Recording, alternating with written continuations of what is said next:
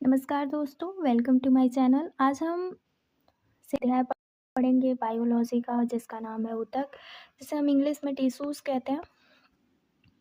तो हम टिश्यूज़ को देख लेते हैं। तो हमारा टिश्यूज़ क्या है? तो ऊतक कितने प्रकार के होते हैं? तो 2 प्रकार के होते हैं। एक होता है पादप ऊतक और दूसरा होता है जंतु ऊतक। पहले हम बात करते हैं पादप ऊतक के बारे में, यानी प्लांट टिश्यूज़ के बारे में।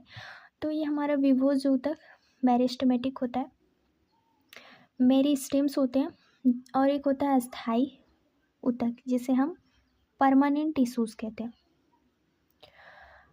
अगर हम बात करें विभोज ऊतक में, तो ये 4 प्रकार के होते हैं। प्राथमिक विभोज ऊतक यानी प्राइमरी मेरिस्टेमेटिक, दूसरा होता है शीर्षक मेरिस्टेमेटिक एपिकल, और तीसरा होता है पार्श्वीय विभोज ऊतक, जिसे हम लैटरल मेरिस्टेम्स कहते हैं, और चौथा है अंतःविष्ट इंटरकैलरी मेरिस्टेम। अब हम बात करते हैं दूसरा पॉइंट पादप ऊतक में, सरल अस्थायी ऊतक, जिसे हम सिंपल परमानेंट टिश्यूज़ कहते हैं। ये एपिडर्मिस में होते हैं और ये 3 प्रकार के होते हैं।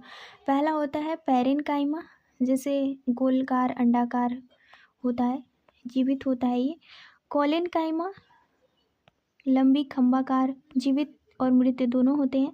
क्लोरेनकाइमा, ये लंबी संकरी लिग्नाफाइड, मृत होती है।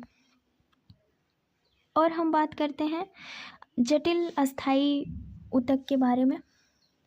तो ये 2 प्रकार के होते हैं, एक होता है जाइलम, एक होता है फ्लोएम। तो जाइलम की बात करते हैं, तो जाइलम में आपका आता है ट्रेक्वाइड यानी वाहिका विसेल्स, जाइलम पैरेन्काइमा, और जाइलम रेसे यानी जाइलम फाइबर। फ्लोएम की बात करें तो चलनी यानी सीव ट्यूब्यूल्स होते हैं, चलनी नलिकाएं फ्लोएम रेसे होती हैं, और फ्लोएम रेसे। फिर उसके पास कंपेनियन सेल होते हैं, फ्लोएम पैरेन्काइमा होते हैं। नेक्स्ट पॉइंट हम ऊतक के बारे में यानी कि एनिमल टिश्यूज़ के बारे में देख लेते हैं। तो ये 4 प्रकार का होता है। पहला होता है एपिथेलियम टिश्यूज़, दूसरा होता है कनेक्टिव टिश्यूज़, तीसरा होता है मस्कुलर टिश्यूज़, और चौथा होता है नर्वस सिस्टम यानी नर्वस टिश्यूज़। अब बात करते हैं हम कनेक्टिव टिश्यूज़ में। कनेक्टिव टिश्यूज़ की बात करें तो ये एल्वुलर यानी रेशेदार, अवकाशी यानी एल्वुलर कहेंगे इसको। फिर एडिपोज होता है वसामय कनेक्टिव टिश्यूज़ में। स्केलेटन होता है, फ्लूइड होता है। फ्लूइड 2 प्रकार के होते हैं, ब्लड में और लिम्फ में, लसिका में। स्केलेटन में बात करें तो टेंडन, कंडरा कहते हैं, लिगामेंट, स्नायु कहते हैं, बोन्स, अस्थि, कार्टिलेज। अब हम एपिथेलियम टिश्यूज़ की बात करें तो एपिथेलियम यानी एक्वामस एपिथेलियम, कोबेडवाइल एपिथेलियम, घनाकार एपिथेलियम कहेंगे, कॉलुमनर एपिथेलियम, स्तंभी एपिथेलियम कहेंगे, सिलिएटेड एपिथेलियम, पशभावी एपिथेलियम कहेंगे, और ग्लैंडुलर एपिथेलियम, ग्रंथिकल एपिथेलियम कहेंगे। पादप ऊतक में अगर हम विभोज ऊतक मूल के आधार पर 2 प्रकार के होते हैं, एक होता है प्राथमिक और दूसरा होता है द्वितीयक मेरिस्टेमेटिक। और उपस्थिति के आधार पर हम देखें तो शीर्षक पर जड़ से तना के शीर्ष पर शीर्षक विभोज ऊतक होता है, और पार्श्व जड़ व तने की परिधि में पार्श्व विभोज ऊतक होते हैं। 2 प्रकार का संवहन कम्बियन और कॉर्क कम्बियन होता है। यानी अंतविष्ट विभोज ऊतक पत्तियों के आधार या टहनियों के पर्व दोनों पर अंतविष्ट पाए जाते हैं। ऊतकों के अध्ययन को ऊतकी यानी हिस्टोलॉजी कहते हैं। ऊतक क्या होता है? अभी तक हमने सारा क्लासिफिकेशन देखा, अब हम बात करते हैं उसके प्रकार और उसकी स्टडी के बारे में। तो हमारा ऊतक, अब हम बात करते हैं ऊतक यानी कि ऊतक कोशिका का समूह जो उद्भव व कार्य की दृष्टि से समान होता है, उसे ऊतक कहते हैं। और एक कोशिका जीव में एक ही कोशिका के अंदर सभी महत्वपूर्ण क्रियाएं जैसे कि पाचन, श्वसन व मोत्सर्जन क्रियाएं होती हैं। बहुकोशिकीय जीवों में सबसे महत्वपूर्ण कार्य कोशिका के विभिन्न समूहों द्वारा की जाती है, और कोशिका का विशेष समूह संरचनात्मक, क्रियात्मक व उत्पत्ति से समान होते हैं, उसे हम ऊतक कहलाते हैं। पादप ऊतक क्या होता है? अभी हमने पढ़ा, एक बार फिर से देख लेते हैं। जो पादप ऊतक होते हैं वो दो प्रकार का होता है। पहला होता है विभोज ऊतक जिसे मेरिस्टेमेटिक टिश्यूज कहते हैं, दूसरा होता है अस्थायी ऊतक जिसे हम परमानेंट टिश्यूज कहते हैं। विभोज ऊतक की बात करें तो एपिकल मेरिस्टेमेटिक टिश्यूज जिसे शीर्षक विभोज ऊतक कहते हैं, पार्श्वीय विभोज ऊतक जिसे लैटरल मेरिस्टेमेटिक टिश्यूज कहते हैं, और अंतःविष्ट इंटरकैलरी मेरिस्टेमेटिक टिश्यूज, ये तीन प्रकार के होते हैं हमारे मेरिस्टेमेटिक टिश्यूज। अस्थाई की बात करें तो संरक्षी ऊतक होते हैं, कॉर्क में पाए जाते हैं। सरल यानी सिंपल मेरिस्टेमेटिक तीन प्रकार के होते हैं, पैरेनकाइमा, कोलेनकाइमा, स्क्लेरेनकाइमा। जटिल की बात करें तो दो प्रकार का होता है, जाइलम और फ्लोएम। अब हमारा जो पार्ट है वो है मेरिस्टेमेटिक टिश्यूज। अगर हम विभोज ऊतक वृद्धि करते हुए भागों में पाए जाते हैं, जैसे कि तने, जड़ों और शीर्ष पर कैम्बियन स्थिति के आधार पर विभोजोतक तीन प्रकार के होते हैं। शीर्षक विभोजोतक एपिकल मेरिस्टेमेटिक टिश्यू शीर्षक विभेद तने व जड़ के शीर्ष पर स्थित होता है और पादपों की लंबाई में वृद्धि करता है। पार्श्वीय विभोजोतक यानी लैटरल मेरिस्टेमेटिक टिश्यूज, पार्श्वीय विभोजोतक कैम्बियन जड़ें व तन की परिधि में स्थित होती है, उसकी मोटाई में वृद्धि करती है। अंतःविष्ट विभोजोतक इंटरकैलरी मेरिस्टेमेटिक टिश्यूज, अंतःविष्ट विभोजोतक पत्तियों के आधार और टहनियों के पर्व यानी इंटरनोड के दोनों ओर स्थित होते हैं, इन भागों में वृद्धि करते हैं। इसकी विशेषताएं क्या होती हैं? तो सेलुलोज की बनी कोशिका भित्ति होती है, कोशिका के बीच में स्थान अनुपस्थित सटकर जुड़ी कोशिकाएं होती हैं, कोशिका गोलाकार, अंडाकार और आयताकार होता है, कोशिका द्रव्य संघन गाढ़ा यानी काफ़ी मात्रा में होता है, नाभिक एक बड़ा होता है, संचित भोजन अनुपस्थित होता है। नेक्स्ट पॉइंट हमारा विभोजतिकी ऊतक के कार्य यानी लगातार विभाजित होकर नई कोशिका पैदा करना और पादपों की लंबाई और चौड़ाई में वृद्धि करना विभोज ऊतक का काम है, जैसे कि वो तीन पॉइंट पे पाए जाते हैं। पहला होता है शीर्ष भाग जो हमारा एपिकल मेरिस्टेमेटिक होता है, और बीच वाला भाग जिसे इंटरकैलरी मेरिस्टेमेटिक कहते हैं, और जो हमारा नीचे वाला पार्ट है उसको लैटरल मेरिस्टेमेटिक कहते हैं। अस्थायी ऊतक के यानी कि अस्थायी ऊतक क्या होता है? ये उन विभोज ऊतक यानी मेरिस्टेमेटिक टिश्यू से उत्पन्न होते हैं जो लगातार विभाजित होकर विभाजन की क्षमता खो देते हैं। इनका आकार और आकृति, मोटाई निश्चित होती है और ये जीवित और मृत दोनों हो सकते हैं। अस्थायी ऊतक की कोशिकाओं की कोशिका द्रव में रिक्तिकाएं यानी वैकुल्स होती हैं। सरल कोशिका के एक विशिष्ट कार्य करने के लिए अस्थायी रूप और आकार प्राप्त करती हैं, उसे विभेदीकरण कहते हैं। नेक्स्ट पॉइंट हमारा आकृति व संरचना के आधार पर अस्थायी ऊतक दो प्रकार के होते हैं। पहला होता है सरल ऊतक, यह केवल एक ही प्रकार की कोशिकाओं का बना होता है। ये दो प्रकार के होते हैं, जैसे कि होता है प्रोटेक्टिव टिश्यू जिसे संरक्षी ऊतक कहते हैं, और सपोर्टिंग टिश्यू जिसे हम सहायक ऊतक कहते हैं। अगर हम बात करें ऊतक यानी संरक्षी ऊतक का मुख्य कार्य क्या होता है? सुरक्षा करना। एपिडर्मिस की बात करें, एपिडर्मिस जो हमारा होता है पौधे के सभी भाग जैसे पत्ती, फूल, जड़ के सभी सबसे बाहरी परत एपिडर्मिस कहलाती है, और ये क्यूटिकल से ढकी होती है। क्यूटीन एक मोम जैसा जल प्रतिरोध पदार्थ होता है जो कि एपिडर्मिस कोशिकाओं द्वारा स्रावित किया जाता है। अधिकतर पौधों में एपिडर्मिस के साथ साथ पत्तियां व सूक्ष्म छिद्र रंध्र स्टोमेटा भी पाए जाते हैं। स्टोमेटा दो गार्ड कोशिकाओं के बने होते हैं। अगर आप स्टोमेटा की बात करोगे ना तो स्टोमेटा इस तरह का होता है। स्टोमेटा आपको स्टोमेटा इस तरह का देखने को मिलता है, जिसमें कि अगर यहाँ पे बीच में पार्ट है तो ओपन एंड क्लोज स्टोमेटा दो प्रकार। एपिडर्मिस का कार्य क्या होता है? पौधों को सुरक्षा प्रदान करना। एपिडर्मिस क्यूटिकल वाष्पोत्सर्जन को रोकती है, जिससे पौधे सुलझने यानी झुलसने से बच जाता है। स्टोमेटा द्वारा गैसों के आदान प्रदान में सहायता, वाष्पोत्सर्जन में सहायक होता है। कॉर्क की बात करते हैं तो कॉर्क क्या होता है? पौधों की लगातार वृद्धि के कारण जड़ और तने की परिधि में उपस्थित ऊतक कॉर्क में बदल जाती है। इन कोशिकाओं की भित्ति सुमेरीन यानी सुबेरीन के जमाव के कारण मोटी हो जाती है। कॉर्क कोशिकाएं जल और गैस दोनों के प्रवाह को रोक देती है। नेक्स्ट पॉइंट, इसका कार्य क्या है? कार्य झटकों व चोट से पौधों को बचाता है। यह बहुत हल्का, जल रोधक, स्पिंडित होता है। कारक का प्रयोग कुचालक एवं झटके सहने वाले पदार्थों के रूप में किया जाता है। नेक्स्ट पॉइंट हमारा है स्टोमेटा। स्टोमेटा और कॉर्क क्या डिफरेंस है? तो स्टोमेटा में पत्तियों की एपिडर्मिस में बहुत से सूक्ष्मदर्शी छिद्र होते हैं जो कि वृक्क के आकार की गौड़ कोशिका से घिरी होती है, स्टोमेटा कहते हैं। कार्य क्या होता है? कार्बन डाइऑक्साइड व ऑक्सीजन का आदान प्रदान व जल का वाष्प रूप में ह्रास कर होता है। कार्क क्या होता है? तो कार्क में जड़ व तने में वृद्धि होती है। द्वितीयक मेरिस्टेमेटिक एपिडर्मिस को बाहर की ओर धकेल देती है। ये पौधे के तने के बाहरी भाग में कई स्तरों में कार्क या पौधे की छाल के रूप में इकट्ठे हो जाते हैं।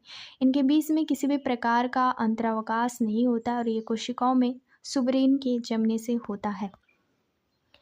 नेक्स्ट पॉइंट हमारा जो ये खुला स्टोमेटा है और ये बंद स्टोमेटा है ना। और इसी में गार्ड सेल होते हैं, न्यूक्लियस होता है, प्रोटोप्लाज्म होता है, सेल वॉल होता है। नेक्स्ट पॉइंट हमारा है सहायक ऊतक, सपोर्टिंग टिश्यूज। ये 3 प्रकार के होते हैं। एक होता है पैरेन्काइमा टिश्यूज, दूसरा होता है कॉलेनकाइमा टिश्यूज और तीसरा होता है स्क्लेरेन्काइमा टिश्यूज। पैरेन्काइमा टिश्यूज इन्हें पैकिंग ऊतक कहा जाता है और इस समान व्यास वाली जीवित कोशिकाएं होती हैं। गोल अंडाकार बहुभुजीय व लंबी होती है। कोशिका भित्ति पतली और कोशिका द्रव्य संघन होती है। कोशिका के मध्य में केंद्रीय रिक्तिका होती है। स्थिति अगर बात करें तो पौधे के सभी भागों में उपस्थित जड़, तना, पत्ती, फूल जाती है, यानी कि जड़, तना, पत्ती और फूल में उपस्थित होती है। पैरेन्काइमा के ऊतक के कार्य क्या होते हैं? तो भोजन को संचित और इकट्ठा करना, यांत्रिक मजबूती प्रदान करना, भोजन को एकत्रित करना और पौधे के अपशिष्ट पदार्थ गोद, रेजिन, क्रिस्टल, टेनिन इकट्ठा करना। पैरेन्काइमा कोशिकाओं का रूपांतरण क्या होता है? जब पैरेन्काइमा कोशिका में क्लोरोप्लास्ट पाया जाता है तो वह हरे रंग की क्लोरेन्काइमा कहलाती है। तब ये प्रकाश संश्लेषण करके भोजन बनाती हैं। कोशिका पत्तियों व नवजात तनों के बाह्य आवरण में पाई जाती हैं, जैसे कि यहाँ पे तीनों प्रकार दिए हुए हैं। ये है आपका पैरेन्काइमा, ये है क्लोरेन्काइमा और ये होता है एरेन्काइमा। नेक्स्ट पॉइंट हमारा है जब पैरेन्काइमा कोशिका के बीच अंतः कोशिकीय स्थान बढ़ जाता है तो इन अंतः कोशिकीय स्थान में एयर भर जाती है, तब एक एरेन्काइमा कहलाती है, जिससे हल्के हो जाते हैं, यानी पौधे क्या होते हैं? हल्के हो जाते हैं और यह गुण पौधों को उत्प्लवन बल प्रदान करता है। ये अधिकतर जलीय पौधों में पाई जाती है। कॉलेनकाइमा की बात करें, कॉलेनकाइमा तो कॉलेनकाइमा आपका ये फाइबर ऑफ टीएस है। कॉलेनकाइमा का पिट एंड ल्यूमेन। पैरेन्काइमा की समान जीवित कोशिका कुछ क्लोरोफिल युक्त पतली कोशिका भित्ति होती है। पतली कोशिका भित्ति और लंबी स्थूल लचीली सेलुलोज पेक्टिन कोनों में जमाव, अंतः कोशिकीय स्थान अनुपस्थित होती है। बाह्य त्वचा यानी एपिडर्मिस के नीचे उपस्थित होती है। यांत्रिक शक्ति प्रदान करना और क्लोरोफिल के कारण शर्करा और स्टार्च का निर्माण करती है। स्क्लेरेन्काइमा के कार्य। स्क्लेरेन्काइमा टिश्यूज हमारा तीसरा प्रकार है स्क्लेरेन्काइमा। स्क्लेरेन्काइमा 2 प्रकार के होते हैं, फाइबर और स्क्लेराइड, है ना। ये इसका स्ट्रक्चर है। कोशिका लंबी, संकरी एवं मोटी, यानी 1 mm से 550 mm तक होता है। अंतः कोशिकीय स्थान अनुपस्थित होती है। सामान्य दोनों सिरों पर पैनी, जीव द्रव्य रहित एवं मृत। इन कोशिका में स्थिति और लिग्निन कोशिका भित्ति में मोटा कर देता है। इसकी स्थिति की बात करें तो स्क्लेरेन्काइमा कोशिकाएं कॉर्टेक्स, मोटाई, फ्लोएम और कठोर बीज जैसे आम, नारियल, बादाम आदि में पाए जाते हैं। इसके साथ स्क्लेरेन्काइमा कोशिका लंबी, संकरीय, लिग्निन युक्त होती है। पौधों की छाल, नारियल के रेशे स्क्लेरेन्काइमा कोशिकाओं के उदाहरण हैं, जैसे कि यहाँ पे फाइबर, स्क्लेराइड है। अब हम तीनों की बारे में बात करते हैं। पहला हमारा है पैरेन्काइमा के बारे में बात करते हैं। तो पतली कोशिका भित्ति होती है। कोशिका द्रव्य संघन, जीवित, रेक्टिका बड़ी और मध्य में गोल अंडाकार। भोजन संचित रहता है। कुछ कोशिकाएं प्रकाश संश्लेषण करती हैं, कोशिकीय स्थान उपस्थित संश्लेषण करती हैं। कॉलेनकाइमा की बात करें तो कॉलेनकाइमा कोशिका भित्ति असमान रूप से मोटी और पतली होती है। कोशिका द्रव्य कम सघन होती है। रिक्तिका छोटी और एक तरफ लंबी स्थूल गोलाकार होती है। पेक्टिन और कोनों में जमना कुछ प्रकार संश्लेषण करती है और इसमें कोशिका स्थान अनुपस्थित होती है। स्क्लेरेन्काइमा मोटी कोशिका भित्ति होती है। कोशिका द्रव्य अनुपस्थित मृत होती है। रिक्तिका अनुपस्थित होती है। लंबी सरकरी मोटी अनेक प्रकार की होती है। लिग्निन का जमना होता है और प्रकाश संश्लेषण ये नहीं करती है और कोशिकीय स्थान अनुपस्थित होती है। नेक्स्ट पॉइंट हमारा है, बात करते हैं हम जटिल ऊतक के बारे में, यानी कि वे ऊतक जो दो या दो से अधिक प्रकार की कोशिकाओं से मिलकर बने होते हैं जटिल अस्थायी ऊतक कहलाते हैं। यानी ये दो प्रकार के होते हैं, जाइलम और फ्लोएम। ये दोनों मिलकर संवहन ऊतक यानी वस्कुलर टिश्यूज बनाते हैं। जाइलम की बात करें तो ये ऊतक पादपों में मृदा से जल और खनिज का संवहन करता है। ये 4 प्रकार के होते हैं, जैसे वाहिनिका यानी जाइलम ट्रैक्योइड, काष्ठीय कोशिका भित्ति एकल कोशिका लंबी नाली के रूप में वह मृत। वाहिका यानी जाइलम विसेल्स, एक दूसरे से जुड़ी लंबी कोशिका, जड़ से जल एवं खनिजों का पौधे के विभिन्न भागों में संवहन। नेक्स्ट हमारा पॉइंट है तीसरा, जाइलम पैरेन्काइमा, पार्श्वीय संवहन में सहायक, जीवित ऊतक भोजन को इकट्ठा करने में भी सहायक होता है। चौथा है जाइलम फाइबर, जिसको हम स्क्लेरेन्काइमा कहते हैं। ये पौधों को दृढ़ता प्रदान करता है, यानी कि मृत पौधों को। फ्लोएम, अब बात करते हैं फ्लोएम के बारे में। यह ऊतक पादपों में निर्मित भोज्य पदार्थ का संवहन करता है। ये 4 प्रकार का होता है। चलनी नलिका यानी सीप ट्यूब्स, यानी लंबी छिद्रित भित्ति वाली नलिकाकार चलनी प्लेट के छिद्रों द्वारा अन्य चलनी नलिका कोशिका के संपर्क में। सहचारी कोशिका यानी कॉम्बिनियन सेल, विशेष पैरेन्काइमा कोशिका लंबी, सकरी और सघन होती है। जीवद्रव्य एवं बड़े केंद्रक वाली होती है। तीसरा है फ्लोएम पैरेन्काइमा, यानी सरल पैरेन्काइमा कोशिका भोजन का संग्रहण व धीमी गति से संवहन करता है। फ्लोएम रेसे, यानी कि स्क्लेरेन्काइमा के रेसे दृढ़ता प्रदान करते हैं और मृत कोशिका जाइलम और फ्लोएम की बात करते हैं, यानी कि मृत कोशिका के अंदर पाए जाते हैं। जैसे कि यहाँ पे हम देख सकते हैं फ्लोएम, तो पीट विशेष एलिमेंट रेग्युलर जाइलम और पैरेन्काइमा सेल्स पाए जाते हैं। फ्लोएम की बात करें तो फ्लोएम पैरेन्काइमा कैंपियन सेल, सीप tubes, cellulose, slime body, cytoplasm stand और सी प्लेट, लिग्निफाइड वॉल ल्यूमेन पाया जाता है। जाइलम फ्लोएम में अंतर क्या होता है, तो हम पहले जाइलम के बारे में बात करते हैं। तो मृत कोशिकाएं होती हैं, कोशिका भित्ति मोटी होती है। लिग्निन कोशिका भित्ति को मोटी कर देती है। वाहिकाएं और वाहिनिका और वाहिका पाई जाती है। कोशिका द्रव्य नहीं होता है। यह खनिज और जल का संवहन करता है। संवहन केवल एक दिशा में होता है। और अगर हम बात करते हैं फ्लोएम के बारे में, तो फ्रेंड्स जीवित कोशिकाएं होती हैं ये, न कि मृत है। जाइलम मृत कोशिका होती है और फ्लोएम कोशिका भित्ति सामान्य पतली होती है। कोशिका भित्ति में सेलुलोज की बनी होती है और ये लिग्निन की मोटी कर देती है। चलनी नलिकाएं और सहकारी कोशिकाएं पाई जाती हैं। कोशिका द्रव्य होता है, यह पाचन यानी कि यह पादप में निर्मित भोजन का संवहन करता है। संवहन ऊतक ऊपर नीचे दोनों दिशाओं में होता है।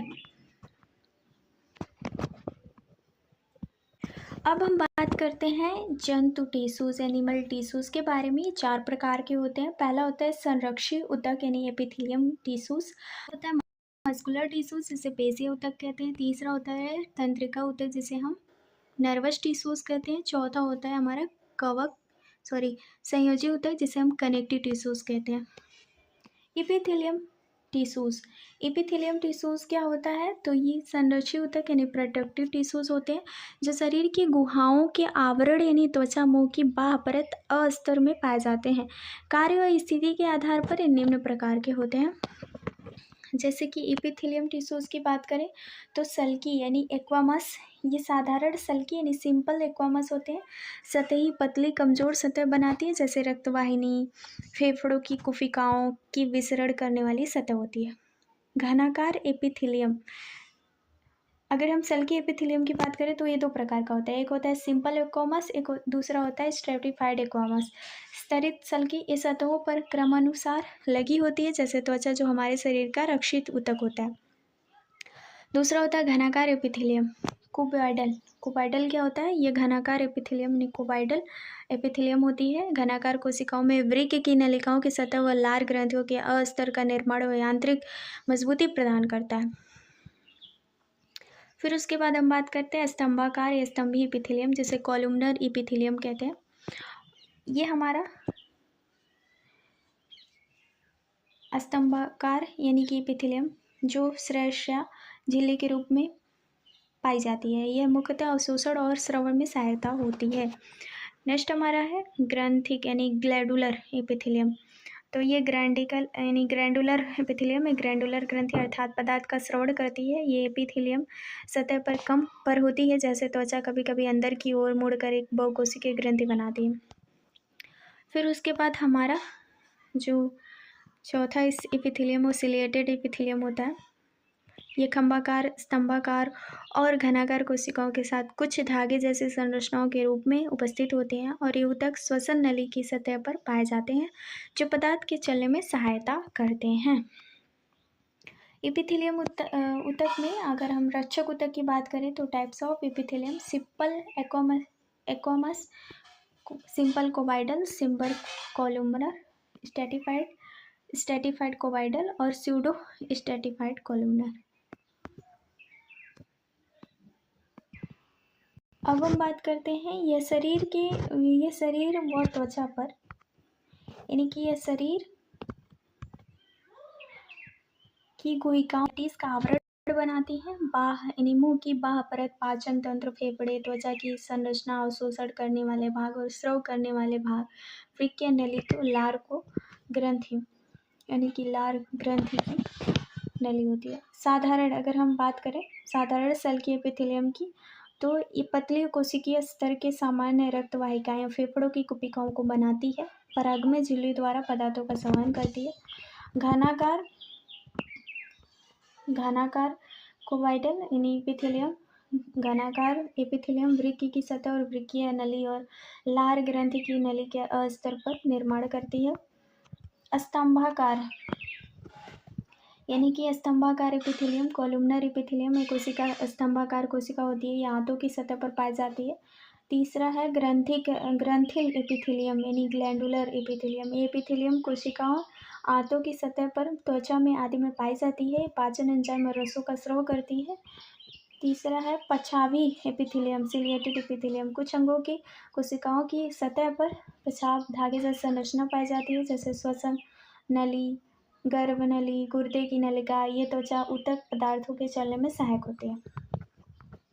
अब हम बात करते हैं कनेक्टिव टिश्यूज के बारे में। कनेक्टिव टिश्यूज संयोजी ऊतक यानी इस ऊतक को कोशिका शरीर के विभिन्न अंगों के आपस में जोड़ने और आधार देने का कार्य करती है, जो कि मैट्रिक्स में ढीले रूप से पाई जाती है। ये दो प्रकार के अवयव होते हैं, मैट्रिक्स यानी कोशिका। पहला होता है रक्त यानी ब्लड लसिका। लाल रक्त कोशिका, श्वेत रक्त कोशिका तथा प्लेटलेट्स प्लाज्मा में निलंबित हो रहते हैं। इसमें प्रोटीन, नमक और हार्मोन भी होते हैं। रक्त पचे हुए भोजन को हार्मोन यानी CO2, O2 शरीर की सुरक्षा और तापमान नियंत्रण का कार्य करता है।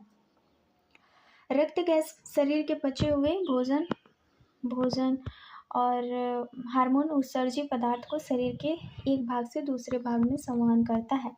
जैसे कि यहाँ पे कुछ हमारे ब्लड के प्रकार हैं: neutrophils, eosinophils, basophils, lymphocytes, monocytes, platelets, erythrocytes. रक्त तरल संयोजी ऊतक यानी कि कोशिका में 45% पाया जाता है और मैट्रिक्स में 55% पाया जाता है, जिसे हम प्लाज्मा कहते हैं। अगर हम कोशिका में RBC की बात करें तो RBC यानी लाल रक्त कोशिकाएं हीमोग्लोबिन सहित O2 का संवहन करती हैं। WBC सफ़ेद रक्त कणिकाएं रोगों से लड़ने में मदद करता है। इसमें भी 5 प्रकार का होता है: लिम्फोसाइट्स, मोनोसाइट्स, ईसाइनोफिल्स, बेसोफिल्स और न्यूट्रोफिल्स। प्लेटलेट्स चोट लगने पर रक्त का थक्का बन जाना, श्रवण यानी रक्त स्राव को रोकने में सहायता करता है। अब बात करते हैं हम प्लाज्मा यानी कि प्लाज्मा 90 से 92% जल, 7% प्रोटीन, 0.9% अकार्बनिक लवण, हार्मोन, रक्त का तरल अधात्री भाग होता है। लसिका रक्त का रंगहीन तरल पदार्थ जो रक्त कोशिका यानी ब्लड कैपिलरीज द्वारा छानकर आता है। अस्थि यानी बोन, इसके अंत कोशिकीय स्थान में Ca यानी कैल्शियम व फास्फोरस के लवण भरे हुए होते हैं जो अस्थि को कठोरता प्रदान करते हैं। अस्थि शरीर को निश्चित आकार प्रदान करती है। इसका मैट्रिक ठोस होता है, जैसे यहाँ पे दिया हुआ है, स्पॉन्जी बोन्स, येलो बोन्स और कम्पैक्ट बोन्स। उपास्थि उपास्थि क्या होता है? इसमें अंतःकोशिकीय स्थान पर प्रोटीन और शर्करा होती है। इसमें यह लचीला और मुलायम होता है और यह अस्थियों के जोड़ों को चिकना बनाता है और नाक, कान, गांठ, नाखून आदि में पाई जाती है। इसकी कोशिकाएं कॉन्ड्रोसाइट्स कहलाती है। अस्थि और उपास्थि में क्या अंतर है? पहले हम अस्थि की बात कर लेते हैं, यानी कि हमारा पहला अस्थि है, यानी कि ये ठोस पदार्थ से बना होता है। अंतःकोशिकीय स्थान में Ca यानी कैल्शियम और फास्फोरस के लवण भरे होते हैं। इसके बीच में अस्थि मंजा पाई जाती है। उपास्थि की बात करते हैं तो ये अर्ध ठोस व लचीले पदार्थ से बनी होती है। इसमें अंतःकोशिकीय स्थान में प्रोटीन और शर्करा होती है। अस्थि मंजा यानी बोन मैरो नहीं पाई जाती है। नेक्स्ट पॉइंट हमारा है वह है एल्वियोलर यानी एरियोलर ऊतक। यह ऊतक त्वचा और मांसपेशियों के बीच रक्त नलिका के चारों ओर तथा नसों और अस्थिमज्जा में पाया जाता है। कार्य क्या होता है? यह अंगों के भीतर की खाली जगहों को भरता है और आंतरिक अंगों को सहारा प्रदान करता है और ऊतकों की मरम्मत करता है। एडिपोज वसामय ऊतक, वसा का संग्रह करने वाला वसामय ऊतक त्वचा के नीचे आंतरिक अंगों के बीच पाया जाता है। वसा संग्रह होने के कारण यह ऊष्मीय कुचालक का कार्य भी करता है। इस ऊतक की कोशिकाएं वसा की कोशिकाओं से भरी होती हैं।